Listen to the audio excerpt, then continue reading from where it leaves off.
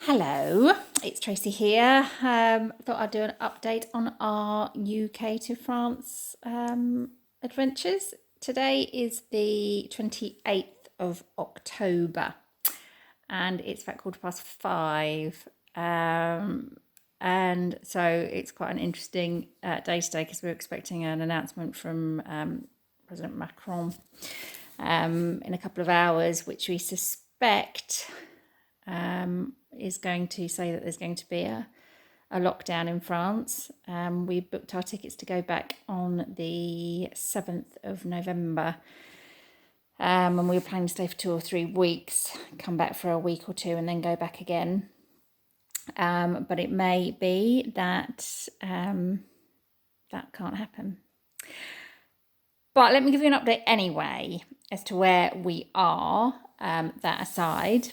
So since I last did an update, we have engaged a hand-holding company who so far seem great. I posted for recommendations on Facebook and a number were suggested. I got in touch with a few, and this company we spoke to, and they've offered us a package just for your interest, to help relocate. So to do the relocation and apply for residency, I think, that don't quote me on that, it's going to cost us €750, which is an insignificant amount, but it fills me with so much more confidence.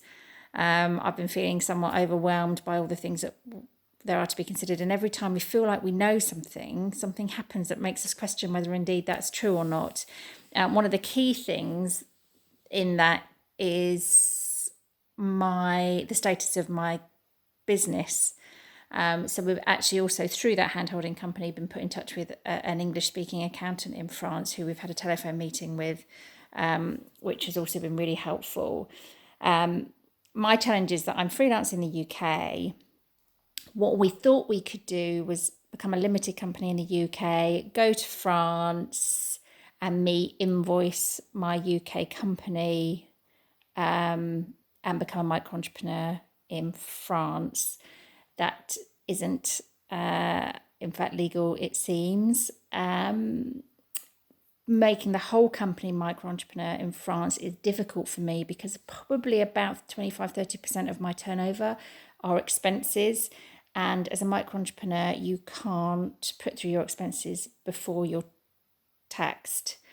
So that would be a real problem for me, as would the upper ceiling on VAT. The ceiling's, I think, €34,000 before you have to start registering for VAT. And that would be, again, problematic for me because a lot of the people I work with are individuals or people that run really small companies, so that would be problematic. So an ME, and I'm about that level, and it would certainly prevent me from growing the business, as I'm hoping it will. So it looks like what we're going to do is set up a SARL, SARL, which means that the whole company will move to France and be registered as a company in France.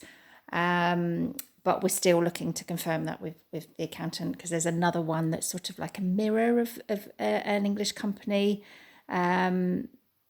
But there are pros and cons to both of those. So he's going to set out some examples for us of what the different costs would be. And, I've got things about invoicing, need to invoice in pounds, even if we do mention euros, and exchange rates and all that sort of stuff. So it's all quite complicated. And I have to say, again, because we're still in the UK, we've been here longer than we'd intended, due to hospital appointments and quarantine and things. So it's all just given lots of time to worry and overthink. So I was really looking forward to getting back on the 7th.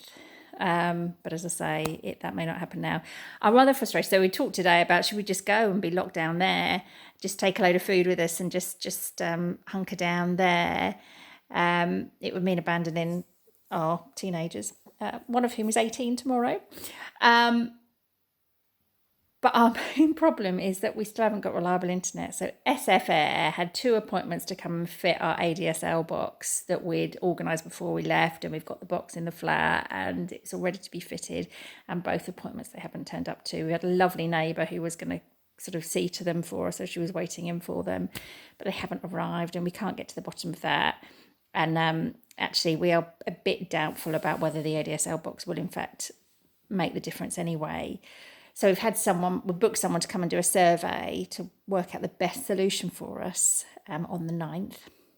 But again, it may be that if we can't get back there, or if there is a lockdown, I guess he's not going to be able to work.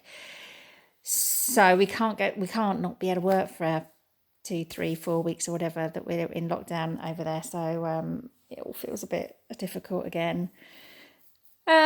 So that's where we're at. We've not given up yet. We are on tenterhooks about what Macron says tonight. I mean, I wouldn't be surprised if they lock down. The figures are, they're at about 50,000 new cases a day.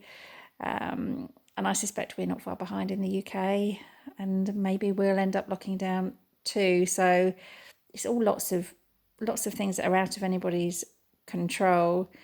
But we've still got time. Oh, the electricity bill, I've got that sorted out. So that's in our name. We've got the rental contract, which is in French.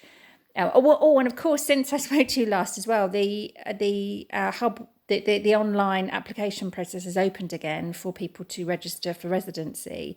And that's been quite interesting to follow. It seems that it actually seems quite straightforward and light touch, particularly for people who have been resident for over 5 years. The decree, which are the details of what they will expect for someone to be accepted as resident, hasn't yet been published. So I think for people like us, where we're doing it a little bit last minute, we've got till June to apply. So I think what's probably sensible is to wait to see the decree and ensure that we do give them all the papers that they need at the point of application. If your application is refused before June, you have an opportunity to apply again, as I understand it. If you're refused after June, you don't have the opportunity to apply again. And if my early dealings with anything bureaucratic in France is anything to go by, I will be incredibly surprised, given the massive numbers of people who are applying, that they're going to be turned around in any sort of speedy way. I think they're suggesting at the moment that October 21 is when they expect everybody to be given their agreements, whether it's a 1 year, 5 year, or 10 year residency permit. It seems that you get acknowledgement when you've made the application, so you've got proof of being resident, or at least being in the process of becoming resident once you've made the application. So that should help in terms of coming backwards and forwards after December. So yeah, we've still got time to do that.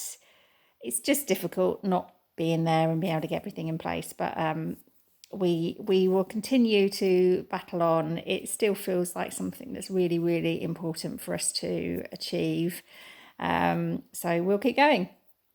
So if you're doing it too, good luck, hang in there. I'm reading about amazing people who have sold houses or are just selling houses and going off with kids and, doing much, much braver moves than we are. Yeah, we're not selling up in the UK yet. We're fortunate enough to be able to manage to rent there while we sort of don't make huge changes here. So huge respect to anyone who's taking on this move, but any move, it really does take a bit of courage, I'm finding out. So yeah, good luck if you're doing it, and I'll keep you posted on our adventures. Thanks. Bye.